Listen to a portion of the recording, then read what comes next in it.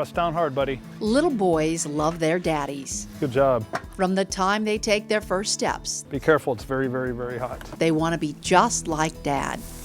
He likes to do the things Dad likes to do. But there was a time Brian shied away from his little buddy. Tell him who the boss is. He didn't want John to act like him Hey, let's go flip those. or uncover a dark secret he'd been effectively hiding for years. I didn't like that I was just living this huge lie. 3 years after the birth of his only child, the lie was about to unravel.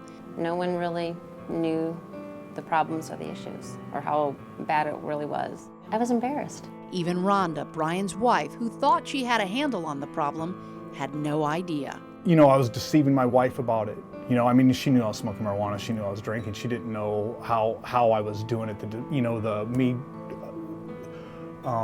downing a 6-pack of Keystone Light on the way home before I got home, then stopping to brush my teeth, put Visine in my eyes, and wash my hands or whatever to get the marijuana smell off and come in like, hey, I'm home from work, Daddy's home, blah, blah, blah. On top of that, Daddy was putting away 20 beers and smoking a joint or two almost every night. I can't remember him ever missing a day of work, ever, from his drinking. He would be up till 1, 2 o'clock in the morning drinking, and then he'd get up at 6 and go to work. How did I function? I was surviving. That's what I was doing, and I can't believe I actually was, for the most part, getting away with it. Now, really not getting away with it, because in my mind, I wasn't getting away with it, because deep down, I knew who I was. And the reflection in the mirror was pretty painful, but that didn't stop him. Brian would hurry off to the garage or basement after dinner so he could feed his addiction and hide from his family. There was a lot of tension. He basically locked himself downstairs, and we were upstairs, and that's how we lived. That seemed to work until one night, a then 3-year-old John uncovered the truth in a downstairs refrigerator. And he pulled out one of my beers, said Daddy's Pop. The one thing Brian feared, a son just like him, was taking shape. And my heart dropped, and I thought to myself, I'm burdened, he's cursed. That's what I thought, because he's going to be just like me. I'm an addict alcoholic. He's going to want to be just like his dad. I'm just like my dad. My dad's just like his dad. Brian knew he needed help. He prayed, even made a contract with himself. Nothing seemed to work until he paid a visit to his drug dealer. I had money on me to get the next bag of weed. But something happened when he pulled out his wallet.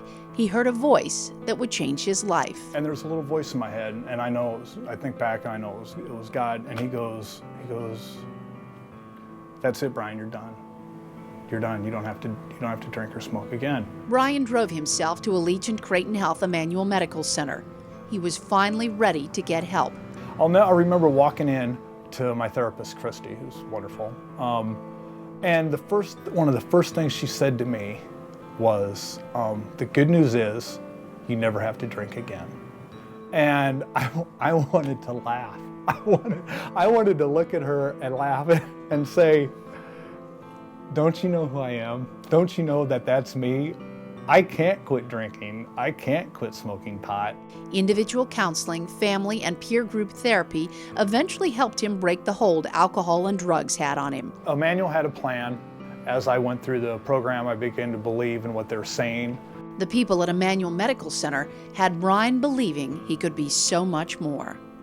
What treatment did to me was it made me look inside myself and figure out why I think the way I do, why I do the things I do, why I feel the things I do. And it allowed me to look inside and unwind that big knot in my head, to unwind why I have that compulsion. Turns out that big knot came from his childhood. Brian is the son of an alcoholic with a fiery temper. Brian started abusing alcohol at 14. That ended at age 40. No, I haven't had a drink or a smoke or anything since March 20th.